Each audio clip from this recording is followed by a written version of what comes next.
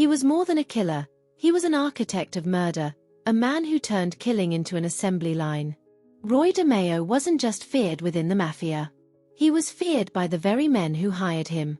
His name echoed across New York's underworld in the 1970s and 80s like a death sentence. As part of the infamous Gambino crime family, DeMeo is believed to have personally committed or ordered as many as 200 murders. But for years, he eluded the grasp of law enforcement, leaving behind a trail of vanishing bodies and unanswered questions. In this gripping episode of Mafia's Greatest Hits, we pull back the curtain on one of the most terrifying figures in American organized crime. From his cold rise through the criminal ranks to his ingenious methods of body disposal, to the chilling inner workings of his murder squad, this is the brutal, unflinching story of Roy DeMeo.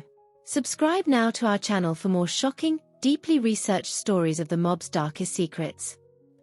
The making of a monster. Roy DeMeo was born in 1940 in Bath Beach, Brooklyn, a quiet Italian-American neighborhood where family, loyalty, and survival defined a man's worth. Unlike many of his peers, DeMeo wasn't raised in poverty. He was middle class, with access to education and opportunity. But from a young age, violence intrigued him more than any honest living. In his teens, he began dabbling in petty crimes. By the time he reached his 20s, he was running loan sharking operations, auto theft rings, and dealing drugs. His intellect was sharp. He was known for being well-dressed, articulate, and eerily calm. His ambitions caught the eye of Paul Castellano, the then boss of the Gambino crime family.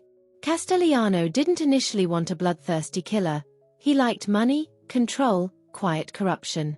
But DeMeo offered both profit and muscle, and soon, he was formally inducted into the family. What no one expected was how far, and how fast, DeMeo would take his role. The Death Factory, the creation of the DeMeo crew. In the early 1970s, DeMeo formed his own crew within the Gambino family. It included several childhood friends, cousins, and hardened criminals. Among them, Chris Rosenberg, Anthony Center, and Joseph Testa. Together, they became known simply as the DeMeo crew. Operating out of the back of a Brooklyn auto shop called the Gemini Lounge, DeMeo transformed murder into an industrialized process.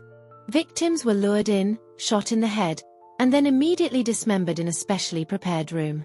The cleanup was meticulous, floors were tiled for easy washing, and drains handled the blood. Dismembered parts were double-bagged and taken to various garbage dumps, never to be seen again. The Gemini method, as it would be known, was terrifying in its efficiency. According to FBI estimates, the DeMeo crew killed at least one person a week at the height of their reign. They didn't just kill rivals or threats, they killed for profit, loyalty tests, or simply because someone knew too much. A city in denial. Despite dozens of missing persons linked to the DeMeo crew, law enforcement seemed powerless. Bodies never surfaced. Witnesses were silenced. Fear ruled the streets. Detective Joe Coffey of the NYPD later said, "We knew who was doing the killings, but we couldn't catch him. Every time we got close, people disappeared." The FBI launched Operation Fountain Pen, aimed at dismantling DeMeo's financial crimes. But murder proved harder to trace. The crew's disposal methods left almost no physical evidence. Even within the Gambino family, concerns began to grow. DeMeo's brutality was attracting heat. But his financial contributions kept him safe, for a while. Blood loyalty and growing paranoia. As DeMeo's empire expanded, so did his paranoia. He began keeping tabs on his own crew. He suspected informants. He made members kill their own friends to prove loyalty. One particularly gruesome case involved a teenage drug dealer who had disrespected Chris Rosenberg. DeMeo demanded Rosenberg kill the boy.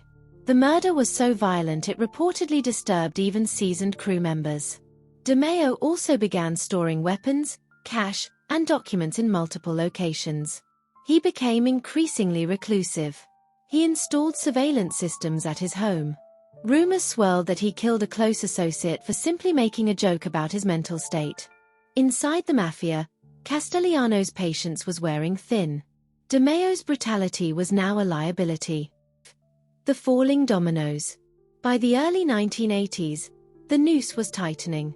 The FBI had flipped several lower-level associates who began providing details about the Gemini Lounge and DeMayo's operations. One such informant led agents to a shallow grave with partially decomposed remains. It was a break they had waited years for. At the same time, internal tensions within the Gambino family reached a boiling point. Castellano knew DeMayo had to go, not just because of his heat, but because no one trusted him anymore. But killing DeMayo was easier said than done. He was heavily armed, unpredictable, and deeply paranoid. He often traveled with bodyguards, changed his routines, and seemed to sense betrayal around every corner. Eventually, the decision was made. The last ride. On January 10, 1983, Roy DeMayo vanished. His body was found a week later, frozen in the trunk of his own Cadillac. He had been shot multiple times in the head. The hit, according to insiders, had been carried out by members of his own crew, under orders from Castellano.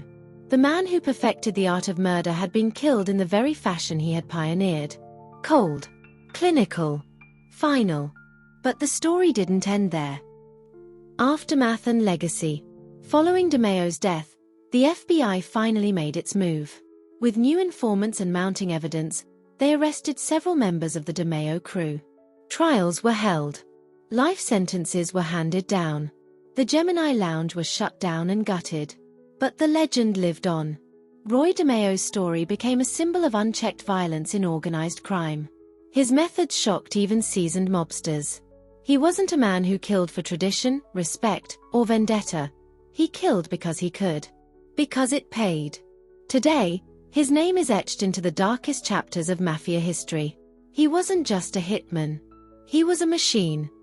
He outlived his purpose, outkilled his handlers, and in the end, even the Mafia had to silence him. For decades, police and federal agents failed to stop him. Not because they didn't try, but because DeMayo built a fortress of fear, loyalty, and silence. His victims may never be fully counted. Don't miss more episodes. Subscribe now and step into the hidden world of organized crime, where loyalty is temporary and death always comes with a price.